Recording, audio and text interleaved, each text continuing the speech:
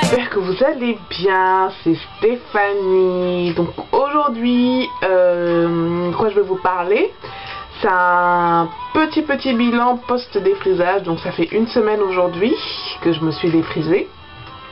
Et donc c'est vrai que la semaine dernière j'étais un peu déçue parce que mes cheveux restaient secs, même avec les soins que j'avais effectués.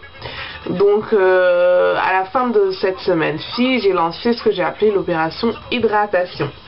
Donc qu'est-ce que ça consistait en quoi? J'ai fait des petites recherches pour savoir les produits, les huiles qui sont réputés pour leur valeur, leur vertu hydratante plutôt. Et donc j'ai commencé par hier faire un bain d'huile.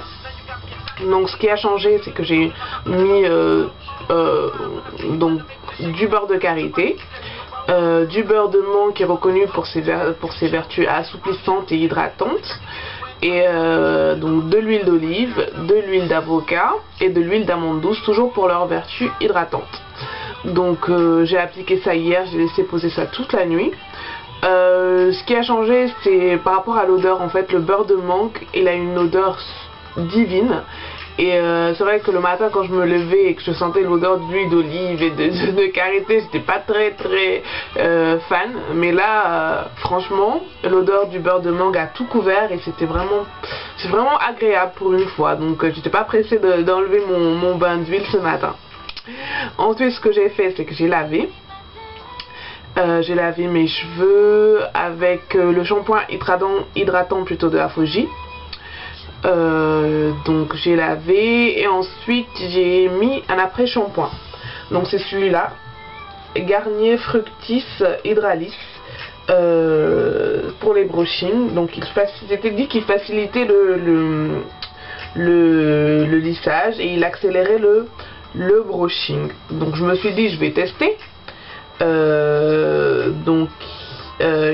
Et c'était marqué aussi qu'il avait un protecteur qui l'aidait à protéger à la chaleur à l'intérieur. Donc je me suis dit bon, je vais tester, ça me coûte rien. Donc j'ai testé, j'ai posé ça une quinzaine de minutes je pense. Ensuite j'ai fait un masque. Donc j'ai mélangé le masque Garnier, un après shampoing à l'huile d'argan d'Evoluderm, j'ai mis du miel, de l'huile de ricin, du gel d'aloe vera, de l'huile de coco. Et donc j'ai mélangé le tout. Je pense que j'ai mis tous ces ingrédients là, ouais. J'ai mélangé le tout, donc j'ai laissé poser pendant 1h30.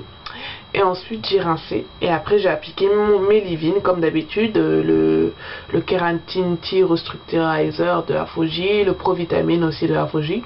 Et le leave-in de Dark & Lovely que j'ai aussi. Donc le leave-in corrector, je pense que c'est comme ça que ça s'appelle. Et donc j'ai laissé sécher. Et j'ai fait un brushing avec mon sèche-cheveux spécial lissage. Donc il a une partie pour effectuer les brushings.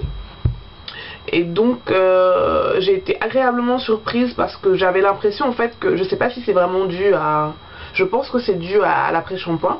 Mais quand je faisais le brushing, j'avais l'impression que les cheveux glissaient en fait dans l'appareil. Parce que d'habitude ça avait tendance à accrocher. J'étais obligée de passer 1 à 2 fois. Et là donc ce que j'ai remarqué, c'est qu'au premier passage les cheveux étaient déjà lisses. Et j'avais l'impression qu'ils glissaient dans le comment dire, j'ai oublié, dans le sèche-cheveux. Oula. Donc voilà, j'étais super contente et je sens vraiment que par rapport à la semaine dernière, mes cheveux sont plus doux.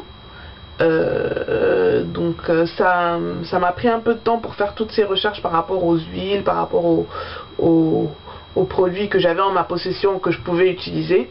Mais franchement je suis pas déçue du résultat par rapport à la semaine dernière. Je suis vraiment super contente quoi.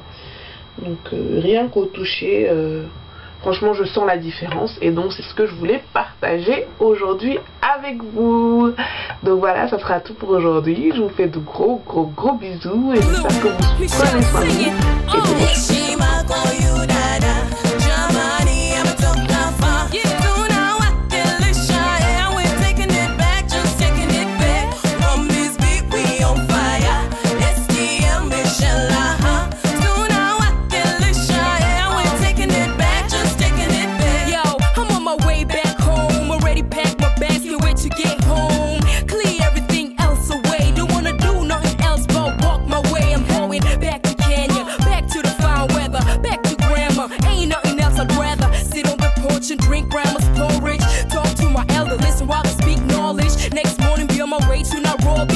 another